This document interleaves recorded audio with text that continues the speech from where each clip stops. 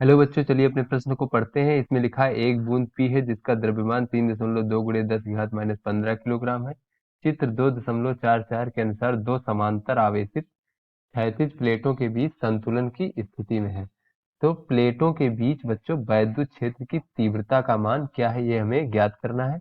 और बच्चों यहाँ प्लेटों के बीच जो है विभवांतर हमें दिया गया है तथा प्लेटों के बीच दूरी दी गई है। तो चलिए बच्चों अपने प्रश्न की मूल अवधारणा को समझते हैं। बच्चों इस प्रश्न में हमें वैद्युत क्षेत्र की तीव्रता ज्ञात करनी है। तो बच्चों जो वैद्युत क्षेत्र की तीव्रता होती है वो विभव परिवर्तन की दर होती है दूरी के सापेक्ष। तो यहाँ पे लिख सकते हो बच्चों, विभव परिवर्तन की दर वो भी दूरी के सापेक्ष जो होती है बच्चों, दूरी के सापेक्ष विभव परिवर्तन की दर जो है वही हमारी वैद्युत क्षेत्र की तीव्रता होती है बच्चों।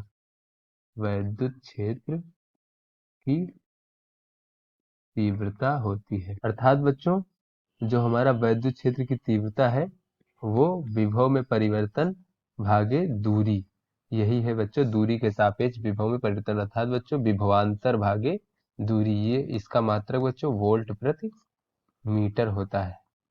तो चलिए बच्चों अपने प्रश्न को हल करते हैं। बच्चों इस प्रश्न में दो प्लेटों के बीच में जो है बच्चों वो विभवांतर का मान हमें दिया गया है, V बराबर विभवांतर 2000 वोल्ट। और बच्चों प्लेटों के बीच की जो दूरी है D बराबर हमें दिया गया है 4 सेंटीमीटर। तो बच्चों 4 सेंटीमीटर ये दूरी हमको दी गई है, इसे मीटर में परिवर्तित कर लेते हैं तो 4 गुणे 10 की घात माइनस 2 मीटर। अब चलिए बच्चों वैद्युत क्षेत्र की तीव्रता के लिए विभवांतर भागे दूरी इस सूत्र का प्रयोग करते हैं। तो बच्चों प्लेटों के बीच जो वैद्युत क्षेत्र की तीव्रता होगी E बराबर विभवांतर भागे दूरी। तो बच्चों विभवांतर हमें 2000 वोल्ट दिया गया है, तो 2000 वोल्ट, और दूरी बच्चों 4 गुणे 10 की घात माइनस 2 मीटर। तो बच्चों इसको जब हम हल करेंगे तो E बराबर हमें प्राप्त हो जाएगा 4 पंचे 20, 500 गुणे 10 की घात 2, अर्थात बच्चों इसे हम लिख सकते हैं 5 गुणे 10 की घात 4 वोल्ट प्रति मीटर। तो बच्चों ये हमारा प्लेटों के बीच वैद्युत क्षेत्र की तीव्रता का मान हो गया।